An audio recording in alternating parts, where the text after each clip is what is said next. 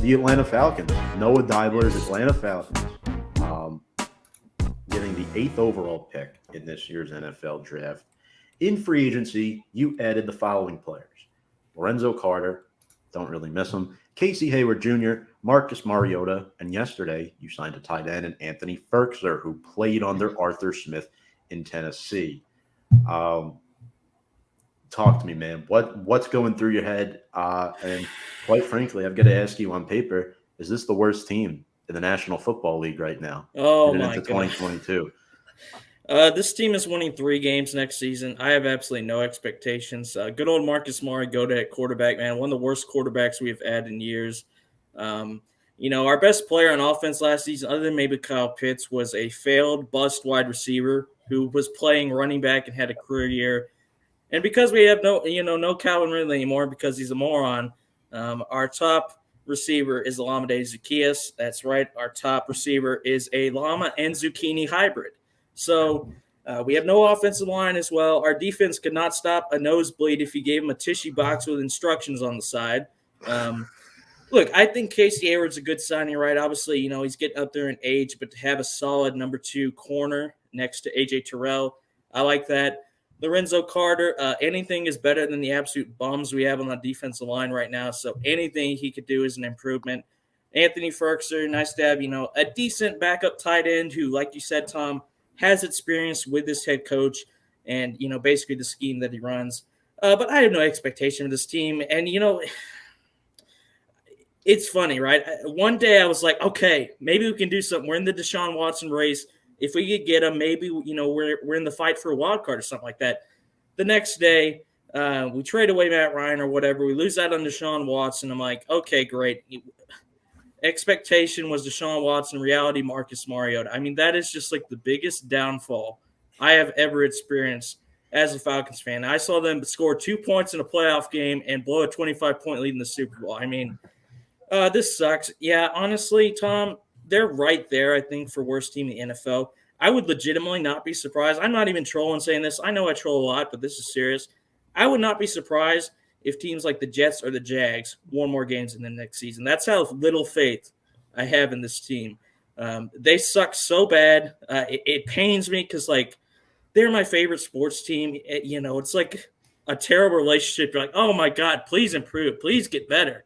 But every single year, they always find a way to let you down. So it's not going to be pretty, man. That's for sure. No, it is not, unfortunately. And no, I think Tom actually brought up that comment because me and him were talking about it the other night. I said, I think there's a legitimate case to be made that the Atlanta Falcons may be the worst team in the NFL on paper. And I think they probably will be the worst team in the NFL this year because you talked about the Jets, you talked about the Jags. I mean, the Jags on paper have definitely improved. And if you watched Travis Etienne's press conference today, if he said if he was going to miss a season, he was happy he missed last season. And it's not only because of the way he performed, but I think it's a shot at previous head coach Urban Meyer and the way that went downhill rather quickly. But with Doug Peterson there, I think there's a lot more confidence there, and the Jags will be a much better team. Maybe not so much better, but anything is better than the record in which they finished off with last season. Same with the Jets, adding some decent pieces, have 2 top 10 picks this year. They're going to be a much better team. And the Houston Texans as well. I think you have some competency at the quarterback position. Obviously, they have a lot of holes, and it may be a coin toss between the two of those teams, the Atlanta Falcons and the Houston Texans. But the Atlanta Falcons, I mean, the problem with them is that there's no expectation with either team, but it's like there's no productivity possible to even be seen with this team. You lose probably your best defensive player in Aluakon to the Jags in free agency. You lose Calvin Ridley after maybe there was a glimpse of if he wasn't going to play for the Falcons again, at least you were going to get some draft capital for him this offseason. That's not going to happen. Matt Ryan, who is, again, I think that a lot of people give him way too much hate at the quarterback position. If you look at the team in which he had to work with this season, that's the reason why he's not throwing that many touchdowns. Because when your number one receivers are Russell Gage and Cordell Patterson, you're not going to have that much success. And you have no running back position whatsoever. And a Mike Davis who maybe started one game and then they were like, you know what, just give Cordell the ball on every single play. You have no semblance of any real, ability to play. And then in a division that, the Carolina Panthers aren't very good. Tampa Bay is going to win with ease. And the Saints are probably going to be no joke as well. I think that Jameis Winston in another return year, coming off that ACL, yes, but maybe getting Michael Thomas back. The defense is still intact. Alvin Kamara. That'll win you some football games. this Atlanta Falcons team, I just don't even – it is the way that they have fallen. You know, when you look at the Seahawks when they lost the Super Bowl to the Patriots, that team fell epically. That's the same way the Falcons fell. For this team to have just appeared in the Super Bowl just 3-4 years ago, and lose in the fashion in which they did, and have fallen to the despair and level that they have fallen just in a matter of 3 years is tremendous. Incredible. Well, the problem is, Kyle, right? The reason that team went to the Super Bowl, one of them is in Indy, the other's in San Fran. I mean, plain and simple. Don't even get me started on Dan Quinn. People want to act like just because he had a good season as a coordinator, oh, the Falcons wrong this guy. No, this guy absolutely sucked. We're not doing this revisionist crap. He was an absolute joke. Defensive head coach. The defense got steadily worse the longer he was there. They revoked him of his defense coordinator status in 2019, and the defense all of a sudden got 10 times way better. This guy's an absolute clown. No disrespect to him. He's a great guy, but he cannot coach his way out of disrespect, but he's a clown. Yeah, exactly. But look, the problem with the Falcons is they have the same problems every single year. No offensive line, no defense, no running game. No. I mean, I'm going to be on next Tuesday on the Sports Box doing another draft preview for the Falcons, where I have to be like a freaking broken record going round and round talking about the same stuff I've talked about years and years. They try to fix it. It never works. It's just embarrassing. And look, I got to say, Matt Ryan, congratulations. You're actually going to be on a good team next season, which you haven't had in about 5 years. The Colts are going to be very good next season with that guy under center. And look, Kyle, bottom line before we move on, the way I look at it is the Falcons went through 14 years of wasting the best quarterback they've ever had, absolute misery, to get a third-round pick for it. That is an absolute embarrassment to this franchise. When that third-round selection is made for Atlanta, we're going to get Fonz on that little soundboard he has and do the wah, wah, wah sound when they make that pick. And Noah, to be the cherry on top of it, if you've obviously done much research in seeing this, and as a meme fan yourself, you've probably seen this numerous amounts of times. That third-round pick, so in the third round, it is the 82nd pick. You flip those numbers around 28-3, so very familiar with those numbers. So, and Garth, I definitely want your thoughts on the Falcons as well. But Kyle, do you think they trade up for a quarterback, or do they wait a year? Should they wait a year? I mean, Arthur Smith is now entering year number 2 as the head coach, and it seems like, it's rebuild time. I think that, again, while I like some of the quarterback prospects in this year's draft, I think Kenny Pickett is a solid quarterback. While I think that Malik Willis is a solid quarterback, I think maybe Matt Corral, if it wasn't for the injury, he'd probably be the number 1 quarterback being taken off the board.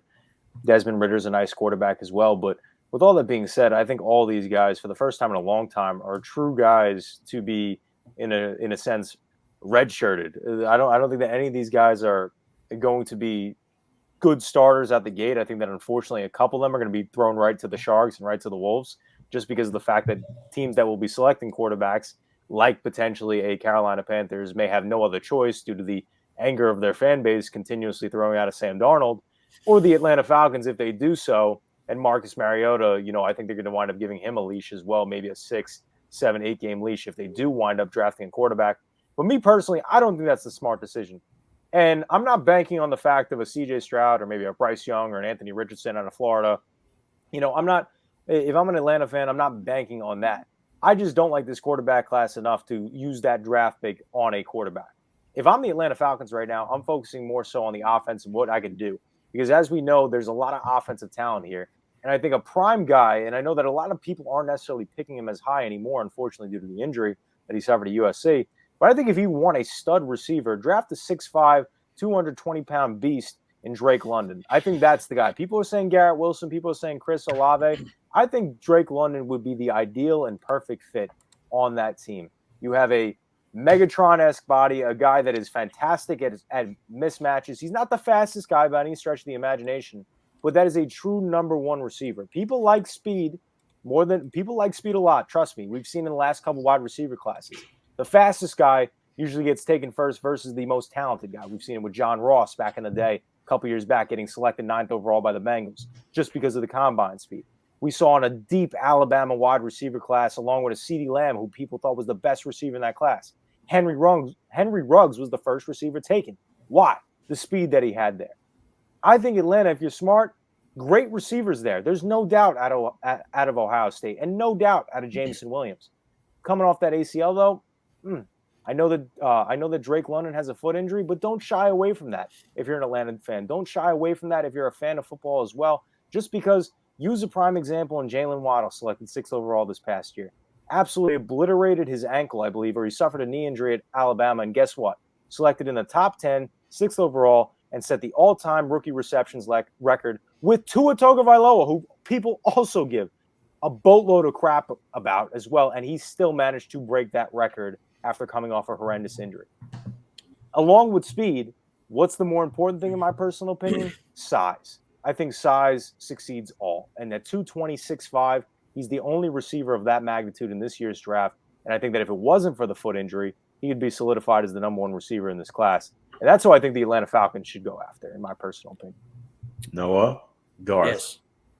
I want both your opinions on this, and I'm going to ask you both the same question. But I'm going to start with Garth and then let Noah give his final spiel on the Falcons, because I know this is very depressing for him to discuss at this time. Garth, the Falcons have a lot of holes. I'm going to ask you the same question Brian Attard asked me last night on the Sports Box when we were talking about the Giants. What should they do at number 8, and what will they do at number 8, in your opinion? Yeah, so first I'll start off by saying I don't think that they should go quarterback this year. I don't like this quarterback class, at least as far as taking somebody in the first round. There is a guy that we actually talked about last night, I believe, in Bailey Zapp, that I like taking later on. You know, maybe for a team like Atlanta that needs a quarterback, but necessarily doesn't need to throw them to the wolves and have them start right away. That's a guy that I would like to see them take. But like you guys said, this is a roster that has a lot of holes. You know, look at young quarterbacks who have success right away. Real recently, and Justin Herbert, and I know Joe Burrow had a terrible offensive line, but he did at least have elite offensive weapons around him. Obviously, Justin Herbert, same kind of situation. Offensive line was a little bit better. The Falcons have nothing to help out a young quarterback. You know, you don't have a defense that you can rely on if you turn the ball over, and you just do not have the weapons or the offensive line there. I would like to see them try and start to, you know, build up those kind of things to take a quarterback maybe next year early on, or, you know, take a Bailey Zapp and let him sit a season or two before you have him take over the reins. You know, what do I think they do? I think that what we've seen from them is they like to make that flashy pick in the first round. I could definitely see them taking a wide receiver. You know, we just listed off all kinds of names. There's a lot of guys that are going to be going in this first round. I don't know which one they're going to go with specifically, but I do think that they'll go wide receiver. What I think they should do is, I'm a huge guy building up the trenches on both sides of the ball. I would like to see them take offensive linemen, especially because at their pick, there's going to be some really good, you know, depending on how the picks fall ahead of them, there should be some really good options to take an offensive lineman there. Noah, I'll get to you here. And to piggyback off of Garth's point, he brings up a lot of interesting points with the Atlanta Falcons. And I think the one, I don't even know if you'd call it a strength, but the one respectable unit on that team right now is the offensive line. I don't know about that, Tom. I think the offensive line sucks too. But really, they've invested a lot of high draft picks. That's why I said that. They have. You're right, but look, at some point you have to. I will say I think Lindstrom is very good. McGarry, he didn't quite work out at the right tackle spot. Matthews is decent. The guards are absolutely atrocious. The left guard and the center, I mean, they just cannot block to save their life. What do I think they're going to do? Unfortunately, I hate to say it, I think there's a high chance to take a quarterback, which if this is no disrespect, I don't think these guys are top 10 quarterbacks. I think they're mid to late first at best. If they take Kenny Pickett at number 8, I'm sorry. I'm watching the Toronto Argonauts next season. I'm not watching this shit. I mean, imagine being Kenny Pickett, right? Coming into this team, you're drafted probably way higher than you should. Arthur Smith comes up to you and says, all right, you're sitting behind Marcus Mariota this season. I personally would look at him like, what the hell are you talking about? This isn't like I'm sitting behind Brett Favre or Aaron Rodgers, sitting behind a freaking bust number 2 overall pick who was a backup last season. I would look at him and be like, and screw you, I'm not signing the contract. I'm holding out. But what do I think they do? Quarterback's a high possibility. I think Kyle is on to something. They might take a wide receiver. What would I do? If they took Ritter, same thing. I'd be watching the CFL next year. But what would I do personally? I think wide receiver is a need. Me personally, I would rather take a guy like Jahan Dotson in the second than take a first-round wide receiver. The guy I want the absolute most, and we're not going to get him unless we trade up, is Kyle Hamilton. Our secondary absolutely sucks, and I think he would be perfect at the safety spot. We also need edge rushers, but unfortunately the best ones, Thibodeau and Hutchinson, they're all predicted top 5. So unless we trade up, which I'm not sure is the best idea, I don't think that's going to happen. Me personally, I would trade down a few spots because we have so many holes. I think we honestly need as many picks as we can. Get a wide receiver maybe in the second round. As for who I would want to take, I mean, if we trade down a few spots, maybe a guy like a Nakobe Dean, we need help in our linebacker core because, like Kyle said, Alua Khan left. I'm not even trying to be a homer here. It's just the guys that are projected around here. There's a lot of Georgia players: Trayvon Walker, Jordan Davis. We need D-line help really badly. If we want to trade down maybe to number 11 or 12, you could still get a wide receiver if you want. But I would probably take one in the second round. But I don't know what they're going to do. They always surprise me. They didn't surprise me last year. I knew they were going to do that. But how fitting would it be with all the holes that we have? Take a wide receiver just for Marcus Mariota to underthrow him all season. Mike Rolston says Falcons should trade back and take the center out of Iowa. He's a beast and pick up some extra draft cap. I assume he's talking about Linderbaum. I don't know how far we could trade back and get Linderbaum because I still think he's like a top 10 projected guy. No, they have him fallen all the way to the 25 range now. So I mean, but I wouldn't, if I'm the Falcons, I wouldn't drop that low in the. Because I'm looking at CBS Sports right now. They have him at number 9. So I guess maybe as a prospect rank, but I don't think he's going that high. Again, I could be wrong, but in a lot of recent mock drafts, at least, he's been the guy. As Noah Trayvon Walker's been the riser. He's been the faller. I don't know. Before all this mock draft season has come out. It was vice versa. Linderbaum was a top 10 pick, and then people, for whatever the reason was, and I could be wrong when I say this, but in all reality, when was the last time a center was drafted in the first round, with the exception of Ryan Kelly? Can you even think of the last time a center was drafted in the first round? It's just underappreciation at that type of position, and that's why I don't think that he'll be as athletic and great as he is. I don't think that any team will be taking him in the top 10. Well, hey, if he's still there, I think that'd be a good pick because our center last season, man. We drafted this guy in the third round, and look, he's a young guy. It's not his fault getting shoved in there. But he was absolutely atrocious. You could see better blocking from a freaking a garbage can, just standing there. He would have been better than that guy. So. Or a bottle of Hennessy, right? Yeah. Bottle of Hennessy better than Matt Hennessy, that's for sure.